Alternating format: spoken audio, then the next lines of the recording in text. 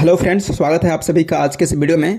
आज हम डिस्कस करने वाले हैं पर्सनल टर्म लोन और पर्सनल ओवरड्राफ्ट लिमिट या फ्लैक्सी लोन के बीच में क्या डिफरेंस होता है। एक एक पॉइंट को अच्छे से डिस्कस करेंगे, तो आप प्लीज़ वीडियो में लास्ट तक बने रहिए। पर्सनल टर्म लोन या बोले पर्सनल लोन एक अनसिक्योर लोन होता है जिसमें आपको कोई भी मॉर्टगेज डॉक्यूमेंट्स देने की ज़रूरत नहीं पड़ती है, कोई भी मॉर्टगेज पेपर देने की ज़रूरत नहीं पड़ती है और जिस भी अमाउंट का आप पर्सनल लोन लेते हैं उसका पर मंथ एक फिक्स ईएमआई आपको पे करनी होती है। और पर्सनल ओवरड्राफ्ट लिमिट जो है, ओवरड्राफ्ट लिमिट सिक्योर भी होता है, अनसिक्योर भी होता है। मैं जिसकी बात कर रहा हूँ वो अनसिक्योर की बात कर रहा हूँ। तो इसमें भी आपको कोई भी मॉर्टगेज पेपर देने की ज़रूरत नहीं पड़ती है, यह भी आपकी सैलरी के बिहाफ पर मिलता है। और पर्सनल लोन में पर मंथ आपको फिक्स ईएमआई पे करनी पड़ती है, लेकिन इस ओवरड्राफ्ट लिमिट में ईएमआई पे करने की ज़रूरत नहीं होती है। जो अमाउंट यूटिलाइज करते हैं सिर्फ उसका इंटरेस्ट पे करने की ज़रूरत होती है। लेट सपोज आपने लिया 10 लाख, आप यूटिलाइज कर रहे हैं 50,000, 10,000, 2 लाख, 3 लाख, जो भी अमाउंट यूटिलाइज कर रहे हैं, जितने भी टाइम के लिए यूज़ कर रहे हैं। सपोज आपने एक दिन यूज़ किया, 2 दिन यूज़ किया, 1 महीने यूज़ किया, जितने भी टाइम के लिए यूज़ कर रहे हैं सिर्फ उसी टाइम का इंटरेस्ट आपको पे करना पड़ता है। और जैसे जैसे ही आप इसका प्रिंसिपल अमाउंट पे करते हैं, इंटरेस्ट जो है कम होता जाता है। लेट सपोज आप 2 लाख यूज़ कर रहे हैं, आपने 50,000 पे कर दिया, तो उसी टाइम से 1,50,000 का आपको इंटरेस्ट पे करना पड़ता है। तो ये है मेजर डिफरेंस। पर्सनल लोन में क्या होता है, दूसरी पॉइंट, पर्सनल लोन में क्या होता है कि आपने जब लोन लिया तभी से उसका इंटरेस्ट लगना शुरू हो गया और पर मंथ वो ईएमआई में कन्वर्ट हो गया, जिसमें कि प्रिंसिपल अमाउंट और इंटरेस्ट दोनों ही डिडक्ट हो रहा है। लेकिन ओवरड्राफ्ट लिमिट में अगर आपने अभी ओवरड्राफ्ट लिमिट लिया लेकिन आप 1 महीने बाद यूज़ करते हैं, 10 दिन बाद यूज़ करते हैं, 1 साल बाद यूज़ करते हैं, 2 साल बाद यूज़ करते हैं, जब यूज़ करेंगे तो ही इंटरेस्ट लगेगा, जब तक यूज़ नहीं करेंगे तब तक इंटरेस्ट नहीं लगेगा।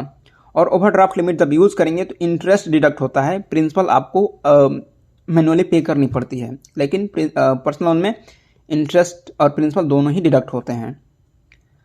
और इंटरेस्ट की बात करें तो पर्सनल लोन की जो बैंक्स, मैं ऐप लोन की बात नहीं कर रहा हूँ, ऐप पर्सनल लोन की बात नहीं कर रहा हूँ, जो बैंक से आप या बड़े बड़े एनबीएफसी से जो लोन लेते हैं, जो पर्सनल लोन होता है उसका जो इंटरेस्ट रेट होता है वो रिड्यूसिंग होता है।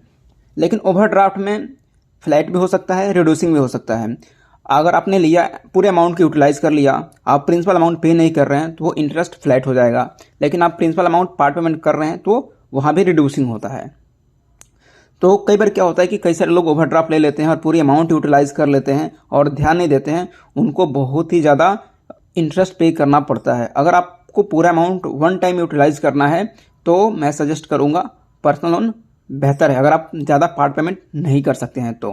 पर्सनल लोन में क्या होता है, अगली पॉइंट, पर्सनल लोन में जब भी आप पार्ट पेमेंट करते हैं तो पार्ट पेमेंट का चार्जेस लगता है 2 से 4% तक। अब डिपेंड करता है कि आपने किस बैंक से लोन लिया है। हो सकता है कि अगर आपने 10 लाख से ज़्यादा लिया होगा और वो ऑफर में हो तो आपको पार्ट पेमेंट के चार्जेस देने की ज़रूरत नहीं पड़े। कई बैंक्स हैं जो पार्ट पेमेंट फ्री देती हैं, कई बैंक्स हैं जो चार्ज करती हैं पार्ट पेमेंट करने का।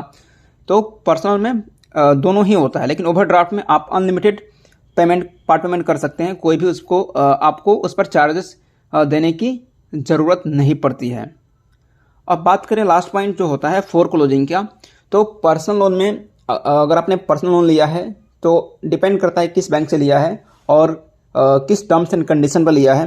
बहुत सारे ऐसे बैंक्स हैं जो कि 10 लाख से ज़्यादा अगर आप ले रहे हैं तो फोरक्लोजिंग का फ्री दे रही हैं, 1 महीने बाद भी फ्री फोरक्लोज कर सकते हैं। लेकिन ज़्यादातर कंडीशन में 1 साल तक का लॉक इन पीरियड होता है, 1 साल बाद आप फोरक्लोज फ्री कर सकते हैं।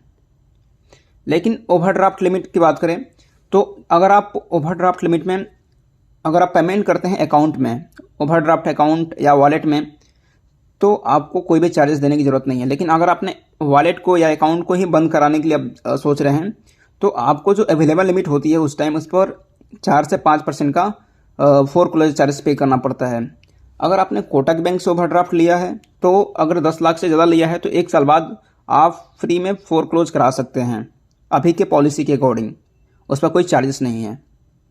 तो आई होप आपको पूरी जानकारी मिल गई होगी ओवरड्राफ्ट लिमिट के बारे में और पर्सनल लोन के बारे में क्या डिफरेंस है। तो अगर आपको वीडियो अच्छा लगा तो प्लीज़ लाइक कीजिए, चैनल को सब्सक्राइब कीजिए, वीडियो को शेयर कीजिए अपने फ्रेंड्स और सर्कल में ताकि सबको जानकारी हो सके। Thank you so much.